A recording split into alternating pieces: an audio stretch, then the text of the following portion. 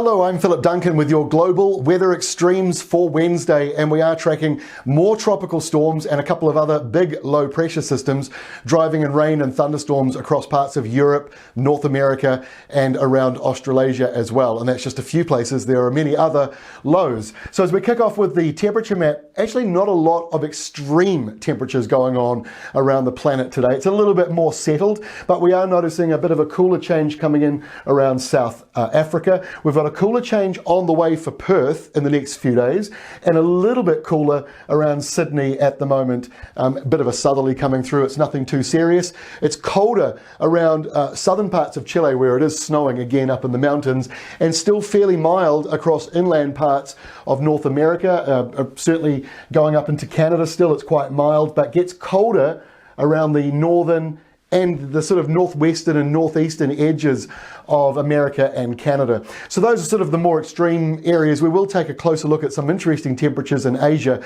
at the end of the broadcast. But first of all, let's kick off with the main storm at the moment, Chantu, which is now a tropical storm. It's no longer a typhoon, parked between Shanghai and Japan and Korea. So it's quite close to those areas, sitting out at sea and not really doing a lot at the moment. It's pretty much stalled there, but it's about to pick up speed and zip along the northern part of Japan. Currently 72 kilometers an hour and gusting 97 kilometers an hour. That would be actually a tropical cyclone in the southern hemisphere, where we've got slightly different measurements. Here's the tracking. Tropical storm status as it goes right across Japan. Around Sendai, it looks like it'll be an X storm at that point. But this could bring in damaging winds and heavy rain as it moves in across Japan. But here's the positive. Notice how these circles, where it says typhoon, TY, those circles are all very close together, as are these circles with TS, tropical storm. That means that the whole system's moving very slowly. So each time they do a timestamp, they're all quite close to each other.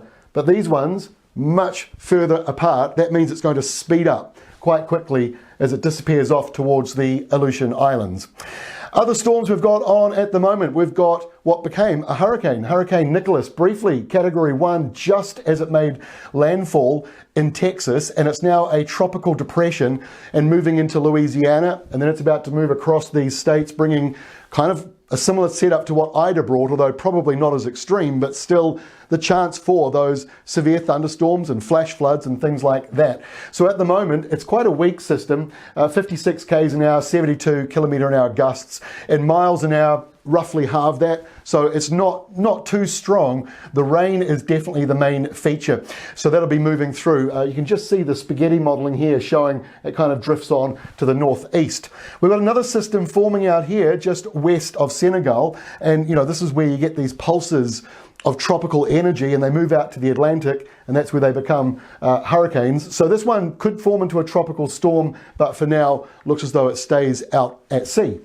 Well, let's have a look at some other interesting low pressure zones around the planet, not tropical at all, but we've got more low pressure between Iceland and Greenland systems through here, so a fair bit of low pressure, and quite a lot of low pressure moving in towards Canada now, coming in down around Ontario, where there are thunderstorms at the moment and some pretty big downpours as we go through the next day or so. And the other area down in the southern ocean, or southern hemisphere I should say, near the southern ocean, this is the Tasman Sea, and Sydney over here, Brisbane, Gold Coast and Auckland, New Zealand, where I am. And here's the low pressure system pulling down subtropical winds from New Caledonia and Vanuatu and pulling it into this low, which is about to bring in some heavy rain at times for New Zealand. And this is the next 24 hours of rain. We've got thunderstorms out where that low is, some rain accumulating around New Caledonia and into New Zealand's North Island, where 50 to 100 millimetres of rain is expected over the next 24 hours. Quite interesting how it just stops pretty much at the bottom of the North Island and not so much into the South Island. The next main area of rain, obviously from Nicholas, and so this is the area here of concern, pushing into Louisiana and parts of Mississippi, also Alabama, but really the heaviest rain is down here, where we're talking about 3 to 5 inches, which is a lot, over 100 to 150 millimetres of rain. So a closer look at that, you can really see, unfortunately, the bulk of this rain at the moment for the next 24 hours is falling exactly where Hurricane Ida made landfall. So that was a wind, damage for these coastal areas. Now you're getting very heavy rain, not like you didn't get the rain last time either. So a double whammy of rain coming through and falling here north of Lake Pontchartrain, falling around parts of Louisiana as that system moves further off to the northeast and in towards Mississippi. So rainfall wise around Canada, we've got a different system. We saw that low pressure zone to the north producing some thunderstorms out around Sudbury. We've got more of those downpours moving in across parts of Ontario and then moving into parts of Quebec as well. Speaking of Quebec, did you know one of the biggest meteor craters is just here? It's absolutely fascinating, and I see it. This is a close-up version of it on Google Earth. Absolutely huge. And if you're looking at the maps of Quebec, as weather forecasters do, we spend more time looking down at the planet than we do looking up at the sky, because we're always looking at satellite maps, and you see this all the time. It's just really impressive. I would love to visit there, and one day I will take you on a tour of all the meteor craters in Quebec and Canada. There are a lot of them, and some of them are quite impressive. Right, back to the weather, and in the English Channel we've got a low pressure zone smack bang right here, and that is producing some wet weather right across parts of the continent. So as you take a look at the rain maps here, you can see those rain accumulation for the next 24 hours, quite heavy in parts of France, where you could be seeing 100 to 150 millimeters of rain falling in a fairly short time with these thunderstorms, and then they push into Germany and Denmark. Spain's also got a few of those thunderstorms, but the United Kingdom looking fairly dry at this stage. And the final rain accumulation maps we've got show Asia, where we've got two interesting situations at the moment. We've got this tropical system that's moved into India and is falling apart. You can see the winds circling around it, all the thunderstorms lining up with very heavy rain as you push in towards the Himalayas. So they'll be seeing very heavy rain in places like Kathmandu. And over on the other side, we've got the other tropical storm that's just come in to Vietnam. So that's falling apart around Da Nang. Look at all those thunderstorms that are building up in that area at the moment. So very heavy rain could be leading to landslides and slips across a large portion of Vietnam and also around India as well. So a lot going on. And sticking with this part of the world, taking a look at some temperatures, very hot around Pakistan at the moment, into the 40 degrees Celsius range during daytime. That is around 100, 105 degrees Fahrenheit. However, a short distance away, up in the mountains here, quite different. Single digit temperatures, that's around sort of 30 degrees, 40 degrees Fahrenheit.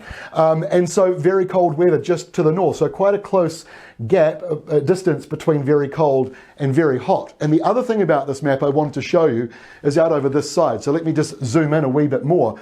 The reason why I love this map is it shows all the valleys and how the hot weather is creeping up through them and the cold weather is sitting there on the hills and the ranges and the plateaus.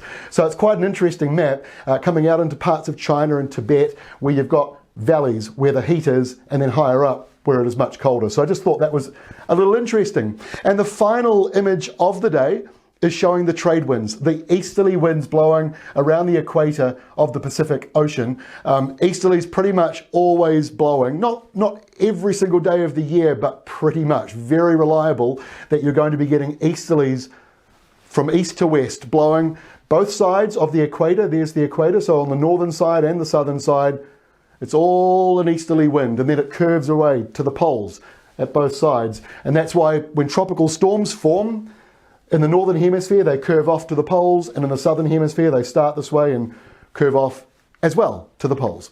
That's all from me. We'll see you again on Friday with our next global update. We'll see you then.